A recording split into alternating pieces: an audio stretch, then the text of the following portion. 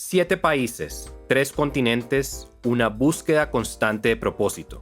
Rodrigo París Rojas ha convertido el desarraigo en arte, transformando cada migración en una oportunidad para redefinirse. De América a Asia, su trabajo en derechos humanos no solo ha tendido puentes entre culturas, sino que ha demostrado que la verdadera patria es donde encontramos nuestro propósito. Hoy en Vivir Afuera, Rodrigo nos revela cómo el viaje más importante no es entre fronteras, sino hacia adentro de uno mismo. Soy Andrew Carvajal, su anfitrión, abogado migratorio canadiense y un sommelier en formación. Bienvenidos a Vivir Afuera, el podcast donde exploramos las historias inspiradoras de migración y nos deleitamos con la pasión por el buen vino. Bueno, Rodrigo, un placer tenerte acá, un nómada de tu calibre que ha estado por tantos lugares del mundo, que ha encontrado en Vivir Afuera tantos propósitos distintos, diplomáticos, de periodismo, en el área no gubernamental. Y la verdad me imagino que tienes muchas historias que contarnos. Gracias por acercarte a nosotros, decirnos, tengo una historia que contar, escribirnos, y un placer tenerte hoy acá en el estudio. Bueno, muchas gracias a ustedes y un honor, un gusto hoy estar acá y poder compartir con ustedes y con la audiencia, con quienes siguen el podcast, varias de esas buenas historias que me inspiran y espero que inspiren a todos ustedes. No, y seguro va a ser así porque la verdad es una trayectoria muy interesante la que has tenido. Bueno, como tú sabes, en este podcast mezclamos mis dos pasiones, que son la migración y el vino. Entonces siempre comenzamos con el vino que vamos a probar. No tienes que ser un experto en vino, pero seguro en todos de tus viajes has tenido la oportunidad de probar vinos de muchos lugares distintos. Hoy tenemos un vino de España, Castilla y León, un verdejo cantallano de Canta la Piedra Viticultores. Y si quieres te voy a contar un poco del vino, vamos a mirarlo, vamos a apreciar los aromas y después mientras me hables yo tomaré un poco y siéntete a gusto de seguir tomando. Yo sé que hay muchas personas que cuando están hablando no toman tanto vino, pero aprovechalo, ¿ok? Entonces este es un vino verdejo que ya hace siglos que se cultiva en la zona de Castilla y León. Es una bodega que hace vinos ecológicos. Son viñedos donde los suelos son arenosos, de piedra, lo cual le da al vino un carácter mineral, que nos vamos a dar cuenta. Pero también algunas de las cosas interesantes del proceso de producción de este vino, y es parte como de la filosofía del enólogo y de los productores, es que usan, por ejemplo, levaduras autóctonas. Entonces las levaduras que se encuentran en la uva, en la bodega, en el viñedo, no agregan levaduras seleccionadas, tratan de hacer todo el proceso muy natural. Y, por ejemplo, este vino también cuando tiene su guarda, o más que todo su crianza, lo mantienen con las lías, que son esas levaduras muertas. Entonces, al tener ese contacto con las levaduras muertas, con las lías, le va a dar un poco de turbidez al vino, que yo creo que lo notamos un poco en la vista, pero también un poco de complejidad en boca. Entonces, cuando lleguemos a ese paso, lo vamos a notar también. Bueno, entonces, si quieres, comencemos. Puedes usar la servilleta que tienes ahí. Cuéntame un poco del color. ¿Qué notas? ¿Qué color ves en este vino? Sí, es un color dorado, Sí, un poco como el reflejo del sol en la arena. sí, es una buena Sí, descripción. Sí, no es un vino muy oscuro, pero tampoco es un vino claro. Se nota como es un poco turbio, es un color dorado, como mencionas. Y sí, y prácticamente es un vino que es difícil ver a través del vino. Se puede ver un poco, pero es un vino que no es tan transparentoso. Y bueno, si quieres pasemos a la nariz. Cuéntame un poco qué elementos sientes ahí. tiene un aroma intenso. Sí, una nariz muy pronunciada, ¿verdad? Es un vino bastante aromático y muchas cosas como que entran de una vez a la nariz. Se mezcla el poder del color con el poder del aroma, ¿no? Sí. Es una muy buena mezcla. Se siente afrutado, un poco dulzongo. Ujú. Eh, Me gusta que tiene bastante complejidad en la nariz. No es solamente le siento como pera, le siento manzana verde, pero también un poco como de fruta de hueso, como durazno. Y sobre todo también puede ser como un poco de fruta seca, le noto como higo, em, pero también un poco lácteo también se le nota en la nariz. Y yo creo que ahorita lo vamos a sentir en la boca, pero también como esa mineralidad, como piedra mojada, se le nota también bastante. hierba, pasto, como esas cosas del verdejo que uno a veces también nota. Entonces hay entre cítricos, hay entre frutos verdes, hay entre un poco dulce, como dices tú, hasta como notas de miel. Y es una nariz bastante como variada, bastante compleja y bien pronunciada, ¿verdad? Así Y es. bueno, entonces salud y pasamos Salud. a lo mejor. Salud.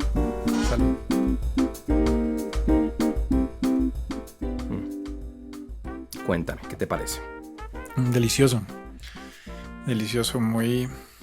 A pesar del poder del aroma y de sus colores intensos, es bien ligero. Ujú. Y sí tiene esa mezcla que describías, esa complejidad de frutos que son un placer Sí, para el gusto. sí, muchas cosas. Me parece eso muy interesante porque uno siente, le noto mucho como una manzana, pero le noto también como compota, como un poco como de fruta seca. Creo que esa complejidad que hablábamos de las lías le da como un poco de textura. No es un vino así como, le siento como un poco de textura en la boca. Mucha, en el final, sobre todo, como al final, mucha salinidad, como esa mineralidad que dijimos que es muy típica de estos suelos. Sí, Em, queda, sí, queda impregnado, que queda tiene un final, uno, yo diría como medio sí, más, un final que dura unos segundos. Y de cuerpo no es tan, bueno, dicho, no tiene un cuerpo, tanto cuerpo, pero tampoco es un cuerpo ligero. Yo diría que es como un cuerpo medio, ¿verdad? sí tiene un balance muy, muy, muy bueno. Y muchas cosas. Es un vino, la verdad que yo diría que es un vino muy bueno, excelente, mucha complejidad, tiene buen balance, me parece que no hay nada como que es muy específico que uno sienta, pero siente muchas frutas, uno siente la textura, siente la salinidad, una mezcla distinta de sabores. Entonces, espero que te guste. Nunca lo he probado y me encantó. Súper. Y bueno, con qué acompañaríamos este vino? No sé si tengas algunas opiniones, pero te cuento. El estereotipo normalmente es que los vinos blancos van a ir con mariscos, con pescados blancos, cosas de ese estilo, y creo que acá va bien con ensaladas, me parece que funcionaría bien. También a veces como solo, como aperitivo, me parece que es un vino que tiene tantos elementos que antes de la cena o mientras esté uno hablando, como estamos haciendo ahí en una terraza, me parece que iría bastante bien. Es un vino, no hablamos de esto, pero es un vino que se le siente la acidez, le hace a uno como salivar la boca. Creo que iría bien con un ceviche, con un sushi también. Espero que te haya gustado. Hoy nos fuimos por España, un vino blanco, un verdejo, cantallano. Y bueno, entonces ahora sí comencemos a hablar de tu vida de nómada por más de la mitad de tu vida, ¿verdad? Así es. Ok. Hay varias similitudes entre ser un excelente profesional migratorio y la preparación del vino. La cosecha de un buen vino toma años de planeación. Uno no migra de un día para otro. Es una decisión importante que tiene un impacto drástico en la vida de una persona y de su familia.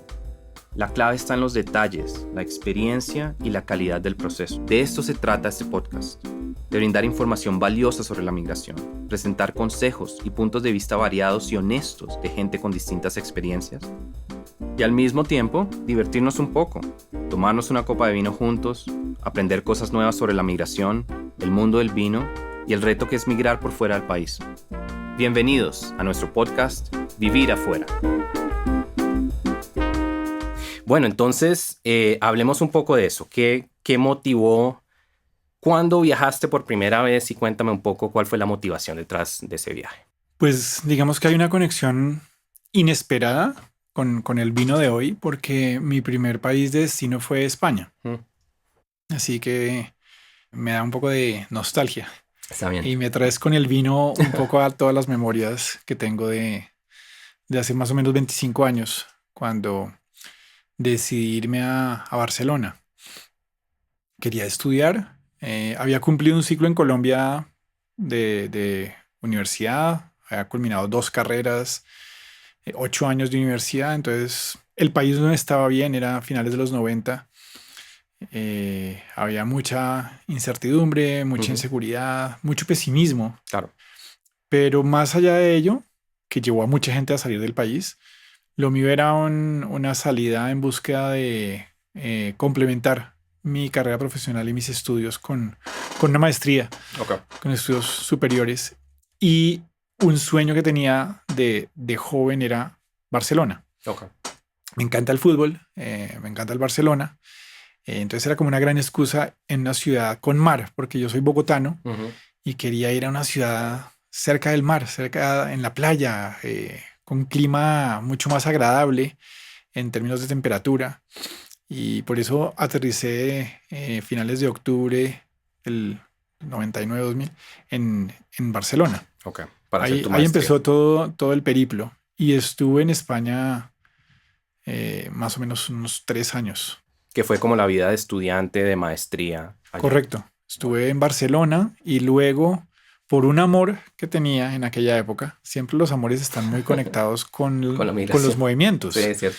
y son grandes causantes de llegar uno a sitios inesperados, de estar viviendo en Barcelona, la ciudad de mis sueños, haciendo maestría, viendo fútbol. Mi novia de la época vivía en Madrid. Yo con dinero de estudiante, que era muy poco, viajaba cada fin de semana a verla en autobús. Son Ujú. 9 horas de Barcelona a Wow. Madrid. Toda la noche viajaba, Ujú. estaba con ella el fin de semana y me regresaba.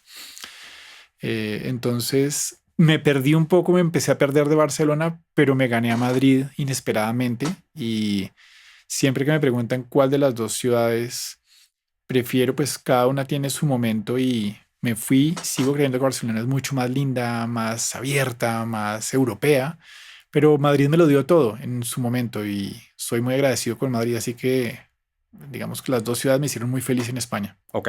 ¿Y eso fue como más o menos 3 años, me dijiste, en España? Ok, Más o menos 3 años. listo. Entonces, bueno, y estabas entonces estudiando allá, haciendo tu maestría. ¿Lograste trabajar también mientras estabas en España, como comenzar tu parte profesional también? Sí, estoy trabajando con la revista Semana de Colombia Ah, como súper. corresponsal en Madrid.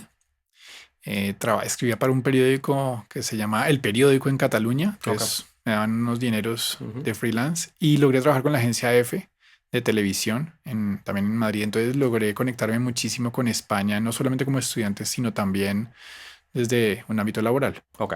Bueno, entonces ya va a Europa y creo que de pronto hay más destinos en Europa.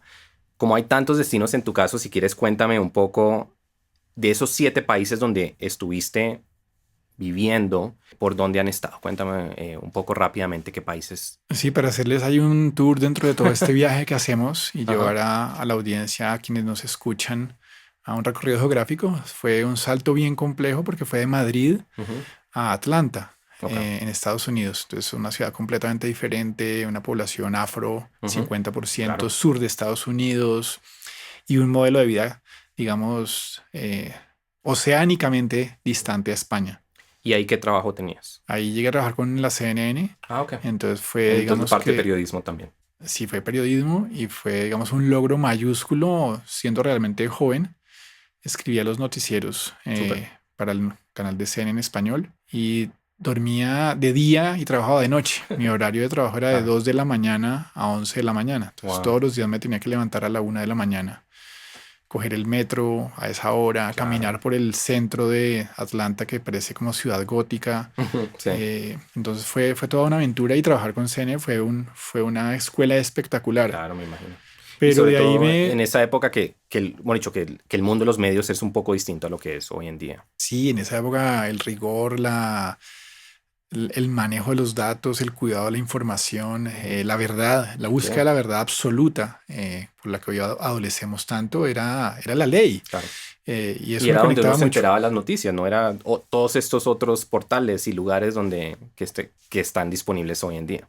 Así es. Pero ese trabajo, por el hecho del horario, me desgastó muchísimo, me Ok. alteró mi vida personal, Ujú. mis ganas de conocer gente, de salir, Claro, de claro. disfrutar mucho más la ciudad y la experiencia, más allá del trabajo. Y por eso me mudé a Texas, Ok. a San Antonio, a la ciudad del Álamo. Y ahí estuve 2 años trabajando para un periódico en español que acababa de crearse. Entonces pasé de ser cola de león de una gran organización como la CNN a ser cabeza de ratón en un periódico Ujú. pequeño que se estaba fundando en Texas. Viví en San Antonio 2 años y medio y luego me mudé a Houston Ok. porque el periódico también tenía una sede en Houston, Ok. pero Houston es una ciudad más grande, Ujú.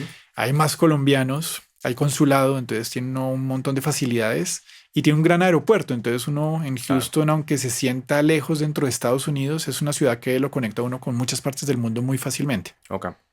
¿Y después es que vuelves a Londres o que vas a Londres, a Europa? Después es que regreso a Europa, Ok, a Londres, ok, para trabajar con la Embajada de Colombia en el año 2008, cuando se cae todo el sistema financiero y claro, Estados Unidos está un poco en crisis.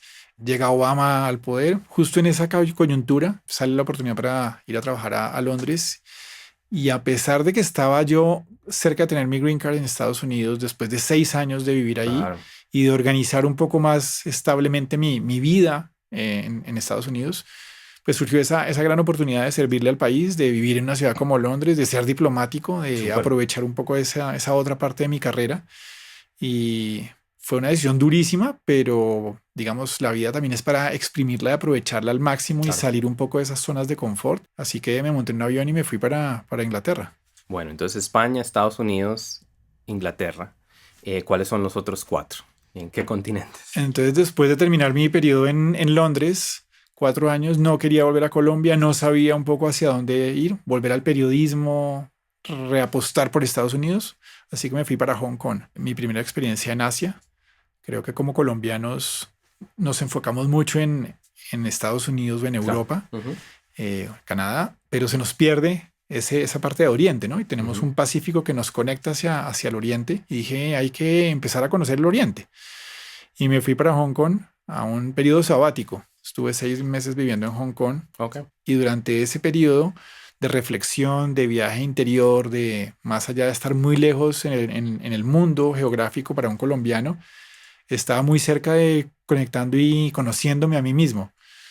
Y decidí hacer un voluntariado en la India, en una organización que me dio la oportunidad de llegar a trabajar, a apoyar y luego me dieron un puesto. Entonces me fui a la India, estuve en el desierto en una pequeña aldea que se llama Tilonia. mm, Salí de Hong Kong a una aldea con 50 grados de wow, temperatura que tiene un ecosistema casi bíblico, ¿no? Es muy, muy rural, pastores, una vida muy sedentaria, muy tranquila, después de ese vértigo de Hong Kong. claro, Y ahí me ofrecen ser el coordinador de la organización Barefoot College ujú, International para Latinoamérica. Entonces voy hasta la India para volver otra vez claro. a A estar Colombia. conectarte Vuelvo a con... aterrizar acá en Colombia de manera temporal mientras organizo cómo hacer esa inmersión institucional de la India a través de todo el continente. Y ahorita hablaremos de Barefoot College porque me parece muy interesante lo que hacen y lo que hiciste. De hecho, pues llegando a un rango muy, muy, muy alto allá. ¿Y el resto de los viajes han sido con Barefoot College o- porque entonces vamos por España, Estados Unidos, Inglaterra, Hong Kong, que se puede llamar China, pero es muy distinto a lo que es mainland China. Sí, Después India y que México estuviste en algún momento. Después hablaremos de eso, ¿verdad? claro. Entonces cuando estoy acá empezando a reconectarme con Colombia y con Ujú, un proyecto de la India para Latinoamérica, conozco a en ese momento novia y hoy mi esposa, Carmen Lucía, que es mexicana. Y siendo yo, digamos, muy nómada en esos viajes que hacía para la organización, digo, la forma más fácil de estar cerca de ella y no andar con esos temas de relaciones a distancia es mudarme a México. ok. Así que rápidamente empaco mis maletas y llego a vivir con ella, digamos, casi que de sorpresa. Ujú. Y ahí estoy con ella, nos casamos y tenemos casi 2 años de estar en México, en la Ciudad de México. ¿Y en Guatemala estuviste también? ¿En dónde Después nace? ya por la organización, con el sueño de organizar y de tener un centro de barefoot en Latinoamérica, con plan de Guatemala. Aunque estábamos muy bien en México, el deber era ir a Guate y estar ahí, vivir y entender un poco el país para poder lograr ese objetivo. Así que con mi esposa nos mudamos de Ciudad de México para La Antigua, que es un lugar precioso, antigua capital de Guatemala, pero hoy no lo es, pero Ujú. tiene 40.000 personas, rodeada de volcanes, a 2 horas Wow. del mar, del Pacífico, y llena de extranjeros, pero también con mucha población indígena local. Entonces es un pequeño pueblo global. Yo encontraba muchas personas de muchos lugares Claro. del mundo en ese sitio y ahí estuvimos 7 años con mi esposa y Y ahí fue donde donde nació tu nació hijo. nuestro hijo hace un año y medio. Ok. Bueno, y ahorita hablaremos un poco más de esos temas, pero un recorrido muy rápido, pero muy bueno donde estuviste. Y bueno, entonces de Asia, de Europa, tanto Europa hispanoparlante como no hispanoparlante, Estados Unidos en lugares distintos. ¿Cuál fue el más retador culturalmente? El más retador fue India, sin lugar a dudas. Creo que India no es solo un país, India son muchos países Ujú. dentro de la India, es un subcontinente, como se le dice, y tiene 5.000 años de historia, Claro. diversas lenguas, diversas religiones, una población monumental, ¿no? Es millones y millones de personas en la calle todos los días. Así que el mayor reto y creo que la mayor enseñanza del país que más me ha dado, que más me ha tocado, que más me ha cambiado mi forma de ser y de ver es la India. Y la organización con la que trabajabas era de allá, entonces me imagino que estuviste muy involucrado en la cultura laboral de la India también, ¿verdad? Sí, tengo, a pesar de los retos, logré hacer una conexión muy, muy especial con la gente de la India. Tengo muy buenos amigos, nos encanta la comida de India, extrañamos Claro, me la imagino. India y hay mucho que nos falta por conocer, ¿no? Digamos, a pesar de 10 años de trabajar y de viajar constantemente a la India, unas veces solo, otras con mi esposa, pero siempre íbamos a los mismos sitios, ¿no?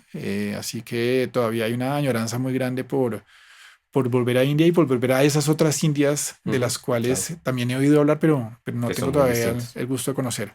Y por otro lado, ¿cuál te sorprendió positivamente, que de pronto no esperabas que te marcara de la manera que te marcó o de lo que viste allá? Guatemala. Sí. Guatemala, el nombre de Guatemala en lengua náhuatl es no Guatemala, sino es Cuactemalaj, Ujú. con Q y termina en H. Entonces es una palabra sonora muy, muy linda, así tan buena como el vino. Pero pues se le dice Guatemala y luego tenemos el estereotipo de Claro, Guatepeor claro, claro, claro. y pobres y en la guerra y el conflicto.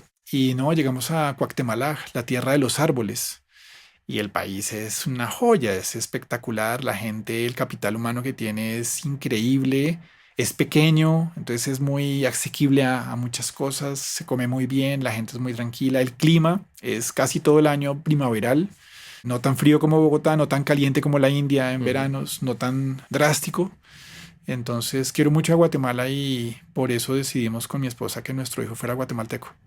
Me alegra eso porque sí, yo creo que uno tiene muchos estereotipos, bueno, de Centroamérica, pero de Guatemala también, y por falta de conocimiento uno no conoce mucho, y uno como que se imagina como que es por seguridad y por cosas que no puede ser un buen lugar para vivir, pero por lo que mencionas es lo opuesto.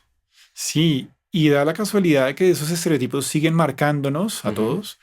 Cuando yo vivía en Londres, no tenía que invitar a nadie y mi casa, mi pequeño apartamentito era lleno de visita todo el tiempo. ujú, Me iba a visitar todo el mundo, con visa, sin visa, con todos esos temas que nosotros como claro. colombianos enfrentamos. Eh, Cuando estaba en Madrid o en Barcelona también tuve muchas visitas, mucha conexión de afectos, pero cuando estaba en Guatemala, nadie iba a Guatemala. Y estaba yo con mi esposa. No iban Claro, de México, no iban de claro. Colombia. Hay como una animadversión Ok. mal entendida.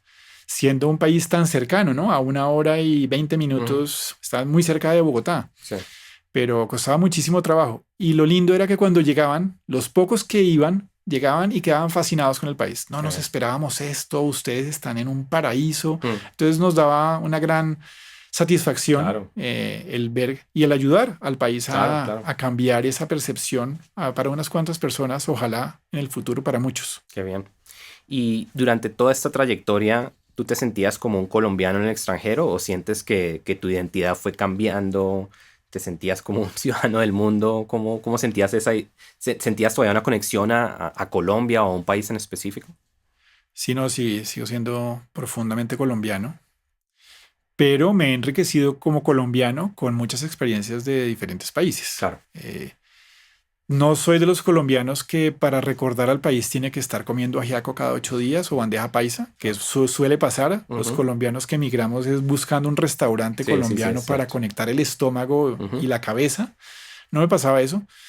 Fui aprendiendo de muchas cosas, entonces digamos la comida española la extraño muchísimo, ¿no? ujú. O la comida de la India, amigos de la India, el fútbol en Inglaterra, Claro.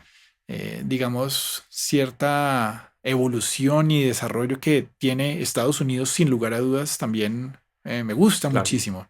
O ni qué decir de México, ¿no? Que es un Ujú. país 2 veces más grande que Colombia, pero tan bello como Colombia, ¿no? Sí. Pero tiene más territorio y más cosas para conocer. Y comida Entonces, deliciosa también. y comida deliciosa.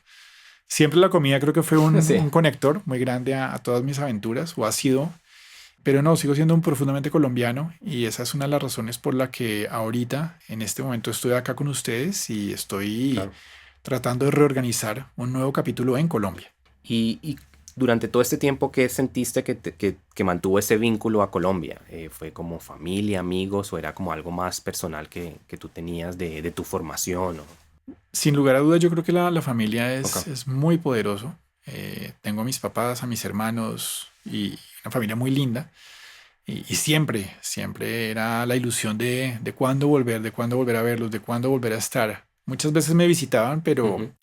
la ilusión de aterrizar en El Dorado y de volver Sí, a ok. estar con la familia es algo espectacular. Entonces la familia fue muy importante, pero también creo que mi formación y mi querer, mi sentimiento, mi identidad como colombiano, yo solamente tengo, a pesar de todos mis viajes y 25 años de mundo, El solamente tengo pasaporte acá. pasaporte colombiano. No tengo más pasaportes, no tengo más nacionalidades. Y eso dice mucho de lo que sigo creyendo y queriendo a este país. Bueno, claro. Y ahorita de pronto hablaremos un poco de volver y sobre todo volver ahora con la familia como es ahora. Pero hablemos un poco de Barefoot College International, que me parece muy interesante. Bueno, me dices que es una organización de la India, no gubernamental, me imagino, o non-for-profit, Correcto. sin ánimo de lucro. Cuéntame un poco de lo que hacen, porque sé que están conectados con las áreas rurales y cómo luchar contra la pobreza, pero empoderando mujeres, ¿verdad? Así es, fue un destino que me tocó la puerta. Ujú. El fundador de Barefoot llegó a Londres por una visa para Colombia y ahí fue Ujú. donde yo hice la primera conexión con Oh, Barefoot. Y luego ya terminando por Hong Kong, decidí hacer un voluntariado en la India y les mando un correo y me dan la bienvenida, me abren las puertas en el desierto de la India. Y ahí me encuentro con mujeres guayú colombianas mm, que se estaban capacitando en ingeniería solar para regresar a las wow, rancherías de La Guajira con soluciones energéticas. qué Entonces me interesante. encontré con un pedazo de Colombia en la India. Oíamos el vallenato en los atardeceres. Era algo bien García Marquiano Sí. lo que nos pasaba. Y eso me dio mucho sentido a si aquí hay un pedazo de Colombia en esta organización, es un llamado a Ujú. tal vez sí estar en esta organización. Y lo que hace la organización es luchar contra la pobreza en diferentes regiones y países del mundo, en zonas de extrema pobreza, a través de la educación y de la educación de las mujeres, dándole a las mujeres mucho conocimiento, una capacidad técnica y mental en experiencias, en vivencias, para que ellas puedan dar todo su potencial con el fin de que sus aldeas sean mejores, sus hijos vean con esperanza un futuro y sus maridos tengan una vida rompiendo paradigmas diferente a lo que pasó en décadas atrás. Claro, súper, qué interesante eso. Y llegaste hasta ser director ejecutivo de la organización, ¿verdad? Sí, empecé como voluntario, Mm. luego fui el coordinador y director de operaciones en América Latina y el Caribe, 21 países, los conocí en áreas y lo que han visto los ojos en Latinoamérica ha sido absolutamente una fortuna. Y luego en 2020, en plena pandemia, me ofrecieron ser el director ejecutivo, el CEO de la organización. Así que acepté con el fin de ayudar a la organización a que, digamos, diera un paso hacia adelante. Entonces yo era el director de una organización de la India en el desierto como colombiano. Fue también una experiencia espectacular y como lo decía, tanto la India como Barefoot, pues sin lugar a dudas me cambiaron la cabeza, los ojos y el corazón. Claro. Y ese entrenamiento que le daban, digamos, a las mujeres, más que todo en lugares rurales, ¿verdad? ¿Era en ese lugar o como tú decías, las llevaban a donde ustedes tenían sus instalaciones y las entrenaban allá? ¿Cómo funcionaba eso? Esa era gran parte de la magia, que se llevaba a las mujeres de cualquier país del mundo, de su aldea Ujú. rural, en el Amazonas, en los Andes, en el desierto, las selvas del Congo, en Fiji, se les llevaba a la India. Mm. Entonces eran mujeres que casi nunca habían ido a una escuela, semianalfabetas, ya mayores, de 40, 50 años, madres, abuelas, y montaban Wow. en un avión, sacaban un pasaporte y se iban de su aldea durante 6 meses a estar en la India para repensarse, para aprender, para desaprender y para volver a casa completamente transformadas. Me imagino que tenían traductores, tenían un staff que hablaba muchos idiomas de las personas que traían. No, no, no. Justo esa era una de las magias, o es es una parte mágica de la organización y es desmitificar el tema del lenguaje. Mm. Gran parte de la gente en India habla inglés, pero en esa zona rural muchas personas solamente hablaban hindi. Ujú. Y las mujeres que viajaban de diferentes países del mundo tampoco hablaban español, inglés o francés. Había mujeres que hablaban el Wayunaiki o el Aymara o el Swahili. Entonces era una torre de Babel. Pero ellas llegaban y aprendían con los colores, con los números y con el lenguaje corporal. Wow. Entonces era como niñas de 3 años aprendiendo nuevamente, desde lo más simple y lo más básico. Cuando ellas se hablaban entre ellas, una mujer de África, de Zanzíbar, con una mexicana, encontraban pequeñas palabras. Entonces, ok, ok, happy, happy, family, family, friend. Y ya con esas 4 o 5 palabras lograban establecer una conexión que las volvía amigas. Mm, Eso me llamaba un montón la atención porque nosotros vivimos hipercomunicados, hiperconectados, pero no conectamos ni comunicamos bien. mm. Y ellas me enseñaron que para comunicar, pues una pequeña frase, una sola palabra, el momento correcto y cómo se dice, cómo se ve, lo hace Wow. posible. Y no solo comunicar, enseñar, porque le están enseñando sobre tecnología y sobre métodos y cosas así. Lo hacían a través de señas y a través de lo que tú mencionas, ¿verdad? Claro, luego la práctica, ¿no? Desde el primer día que llegaban a la India y luego ya se hicieron centros de Barefoot College Ujú. International en diferentes partes del mundo, se les da los instrumentos y la tecnología desde el primer día. Ok. Entonces, a la semana, 2 semanas, ya están haciendo sus primeras lámparas y eso para la mujer después de vivir en la oscuridad, nunca haber ido a la escuela, sentir que no pueden y en una semana ver que ellas mismas están haciendo cosas inimaginadas, les desmitifica toda esa cantidad de paradigmas con los que crecemos Claro. a veces y que no son correctos y que un viaje, en este caso el de ellas, era parte fundamental de esa transformación. Y algo muy interesante de tu trayectoria es que muchas de las personas que entrevisto y he entrevistado personas que han estado en muchos lugares del mundo están en ciudades grandes o ciudades intermedias. Tú has estado en aldeas o tú has estado en zonas rurales.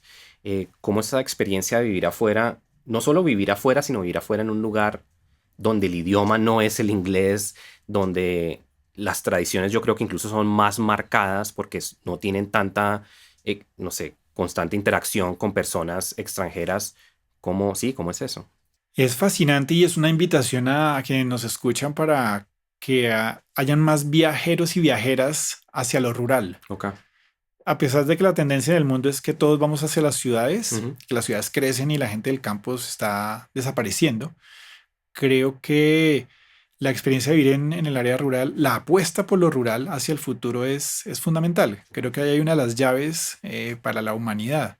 En recuperarnos en las zonas rurales, recuperar la paz, recuperar el contacto con la naturaleza, recuperar el tiempo Ujú. eh, que se consigue en esos lugares. Claro. Y fue tan impactante mi experiencia en áreas rurales que varias veces me decían, Rodrigo, pero tú después de estar en Londres o estar en Hong Kong y ahorita estás en una aldea en la India, si mañana te dan un boleto, ¿a dónde irías? Y casi siempre a día de hoy diría que prefiero ir a una aldea rural en cualquier lugar del mundo que a una ciudad. Ay, qué bueno. Y la verdad que un consejo excelente que quién sabe cuántos se midan a hacerlo, pero muy interesante y yo creo que también muy impactante a nivel personal, como dices tú, y pues una manera de en verdad conocer una cultura sin estar en el lugar entonces donde uno puede ir al restaurante colombiano y al que corta el pelo que habla español y cosas de ese estilo. Hay un punto importantísimo que también les comparto y es que al vivir en áreas rurales se conecta uno con la comunidad, Claro. se vuelve ese concepto de comunidad no algo etéreo, sino Ujú. algo real. Ujú. Hay confianza, hay generosidad, hay puertas abiertas, el dinero no lo es todo. Y cuando pasan cosas como la pandemia, ese tipo de situaciones y de retos a los que probablemente nos vamos a ver enfrentados en próximas décadas, en vez de la gente encerrarse, hay una conexión enorme hacia los demás y hacia los otros. Entonces, a Ujú. pesar de uno no tener a familia, a los papás, a los hermanos, tiene Claro. comunidad. Y como dicen los aymaras, tener comunidad es no ser pobre, es una forma de ser rico. Claro. Bueno, y ahora retomemos otro tema que me pareció muy interesante y es muy común en estas charlas, que es el migrar por el corazón, el migrar por el amor. Entonces, tu viaje a México fue, bueno, tu viaje a Madrid en un momento fue por eso de Barcelona, pero también a México fue por eso. Cuéntame, sí, cómo es ese proceso de mudarse a otro lugar por la pareja, cuál es, sí, como migrar por una razón tan emocional. Yo creo que gran parte de la vida de los viajeros y de los seres humanos, ¿no? Está guiada por el corazón, Ujú. por la intuición, ¿no? Por esos sentimientos profundos que están dentro de nosotros. Cuando aparece la opción de una pareja, de una novia, de un novio, de conectar con alguien más, yo creo que ahí hay un camino completamente abierto y genuino. En este mundo además más globalizado, en donde es fácil encontrarse con gente de otras partes, pues el reto es, estoy dispuesto a cambiar mi vida acá, mi zona de confort, mi país, mi ciudad, por una experiencia en el extranjero conectada con mi corazón y con el corazón de la otra persona. Y yo creo que siempre vale la pena seguir el corazón, a pesar de que al final no se logre el objetivo, porque Ujú. pues tuve varias relaciones seguidas por amor en donde no funcionó. Lo que me dejaron esos países, esas Claro. ciudades y esas experiencias con ellas fue increíble. Y pues a hoy puedo contar, es, después de tanto esfuerzo, tanta lucha, Ujú. tanto camino, tantas millas, que logré encontrar a una mujer con quien hacer vida, familia mexicana. Y hay una paradoja porque a las que seguía antes eran colombianas. Yo Ujú. sí seguía mucho a mujeres colombianas y eso Cierto. también me ayudaba a mantener ese Sí, contacto ok. con Colombia. Era no Cierto. solamente yo, sino Ujú. nosotros. Y no fue con una colombiana con quien terminé, sino fue con una mexicana. Así que no, invito a todos a que sigan el corazón Y y viajen viajen y por el migren y corazón. se muevan, no solamente por el trabajo, no solamente por una oportunidad económica, sino por seguir a alguien. Creo que esa es, de todas maneras, la más bonita de las Claro. migraciones. Y viajaste, algunos de los viajes que hiciste los hiciste con ella, ¿verdad? Guatemala. ¿Sientes que tener una pareja hace el empacar, irse a otro país más fácil, a veces más complejo? Encontré una viajera Ah, ok. absoluta, una Eso es clave. andariega. Eso es muy importante, porque hay personas que se encuentra a alguien más sedentario, entonces, pues digamos que ese punto de partida y de conexión no está tan claro.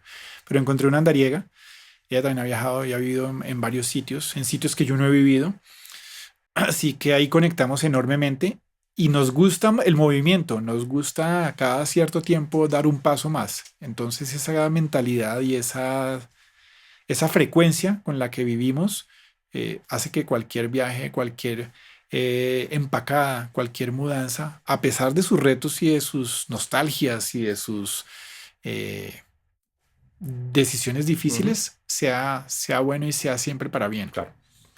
Y bueno, tienen un hijo en Guatemala, vuelven a Colombia. ¿Sientes que el tener un hijo pequeño fue parte como de la decisión de asentarte o de volver a Colombia, de quedarte en un sitio? Queremos que nuestro hijo esté más cerca de su familia, Ok, ya sea en México o en Colombia. ok. Y mi esposa nunca había vivido en Colombia, entonces dijimos, hagamos una apuesta por Colombia. Ujú. Vamos a ver cuánto tiempo es. Nuestros tiempos normalmente de países, si saco el promedio, son como 2 años, 3 años por Ok. país. Entonces vamos a darnos un tiempo por nuestro hijo. También porque sigo siendo muy colombiano, como lo mencionaba antes, y quiero que él también se impregne de lo colombiano.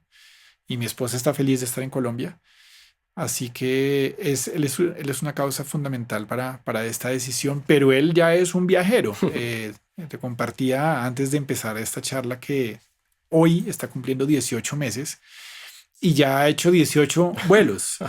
Wow, Y mi hijo tiene 3 pasaportes. Tiene el pasaporte mexicano, el pasaporte guatemalteco y el claro. pasaporte colombiano. Entonces él es un heredero absoluto de dos viajeros. Un nomad in the making, un futuro nómada. ¿Y cómo encontraste a Colombia después de tanto tiempo? Es una pregunta preciosa. Yo encuentro que Colombia, a pesar de muchas dificultades, de mucha tensión que sí que existía en el país es 10 veces mejor del país del que me fui Claro. hace 25 años. Hay un montón de cosas estructurales que lo han hecho mejor. Hay mucha gente extranjera viviendo en Ujú. Colombia Sí. y queriendo a Colombia. Ujú. Hoy muchos de mis amigos con los que más me frecuento en este nuevo capítulo colombiano no son colombianos, sino son extranjeros, buscándose un espacio, conectando, porque no es fácil si uno no tiene familia colombiana llegar a Colombia, pero genuinamente enamorados del país, teniendo hijos colombianos. Entonces Ujú. encuentro franceses, españoles, mexicanos, coreanos viviendo en Colombia. Eso no pasaba hace 25 años. Sí, es cierto. Hay un país que se ha abierto y sin lugar a dudas venezolanos, ¿no? Hay mucha gente Ujú. venezolana de todo tipo que encontró en Colombia un hogar. Y Ujú. eso es valiosísimo. Claro. Nosotros éramos un expulsor de Sí, colombianos y hoy a en día Venezuela. somos un receptor de migrantes. Sí, Y eso es eso cierto. ahí da la clave de que algo está haciendo bien el país para que la gente quiera estar en Colombia. Y ya que tú tienes tanta experiencia con zonas rurales, ¿cómo ves el sector rural en Colombia? El sector rural sigue siendo un gran problema para el país en Ujú. términos de que no conocemos a la Colombia rural. Y Ok. mientras no la conozcamos, no la podemos querer. No se puede querer lo que no se conoce. Yo creo que entre más viajemos por Colombia, más exploremos el país y más nos demos cuenta de la maravilla del lugar en el que tenemos, en todo el Orinoquía, Amazonía, Pacífico, Caribe, Andes, más vamos a luchar por el país. No se puede luchar por el país desde Bogotá, ni desde Cali, ni desde Barranquilla. Ujú. Sí, Hay es que cierto. ir y conocer y explorar. Hay que ser viajeros dentro de Colombia. Sí, eso es cierto. Ser viajeros dentro del propio país. Y bueno, ya de pronto para cerrar, porque el ser nómada suena en papel o en la idea muy llamativo, ¿verdad? Sobre todo las personas que les gusta viajar dicen, no, a mí me encantaría ser nómada. Y de una persona que lo ha vivido en carne y hueso, cuéntame, bueno, comencemos con tu cosa favorita de ser nómada. Salir de la zona de confort Ok. y estar constantemente aprendiendo. Y el reto más grande de ser nómada. No poder tener todo lo que quiero siempre. Ok. El desapego, ¿no? Ujú. Es todo lo que consigo, todo lo que armo, una biblioteca, un lugar, Claro, unos afectos y hay que desapegarme otra vez de ellos claro, y seguir cierto. el camino. Sí, yo creo que te acostumbras a estarte mudando todo el tiempo, a no guardar tantas cosas, sino de pronto ser mucho más práctico en lo que tienes en ese momento, me imagino. Siempre pasa, ¿no? Ujú. Siempre llegamos a un lugar y echamos raíz y Claro, tenemos amigos, rutinas, claro. objetos, Ujú. pero luego cuando se va uno es como hacer un ejercicio profundo de desapego que está conectado con la felicidad. Entre menos cosas tengamos y menos ataduras, Claro. somos más felices. Entonces creo que también el espíritu del nómada al final del día es un espíritu de búsqueda constante de la felicidad desde el desapego. Y el consejo principal que le darías a quienes nos están escuchando, que por amor, por trabajo, por alguna razón, tienen que estar viajando, tienen que estar desapegándose de más de 25 años haciendo esto, ¿cuál sería? No hay que tener miedo porque siempre estamos un poco atados por los miedos, por las incertidumbres y hay que abrazar cualquier oportunidad Ujú. para aprender, para crecer, para ser mejores, para salir de la zona de confort, como lo mencionaba, para ver con nuevos ojos, para contribuir de alguna forma a que este planeta sea mejor. Y pues porque esa frase de Hans Christian Andersen, que es viajar es vivir, es absolutamente cierta, ¿no? Ujú. El viajar es una forma absoluta, es un mecanismo, una estrategia de sacar el máximo provecho de este viaje de la vida.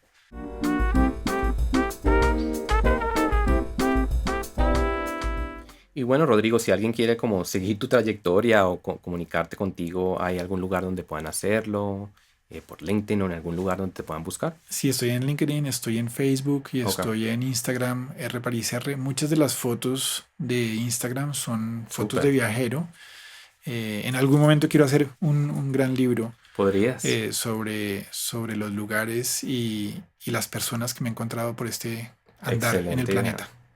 Bueno, Rodrigo, la verdad que un placer. Me encanta oírte hablar de tantos lugares distintos, de esa pasión por viajar, de esa pasión por viajar a lugares rurales, a lugares que no son los típicos.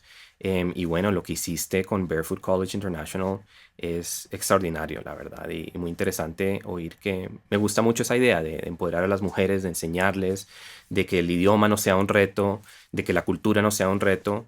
Y de ayudar a tantas personas a salir adelante. Me encanta oír que quieras volver a Colombia, que te haya gustado volver a Colombia. Y pues seguro que todos acá aprendimos mucho y fue muy inspirador oírte hablar. Gracias por escribirnos, por buscarnos y por venir a contar tu historia, la verdad. No, muchas gracias nuevamente por la invitación.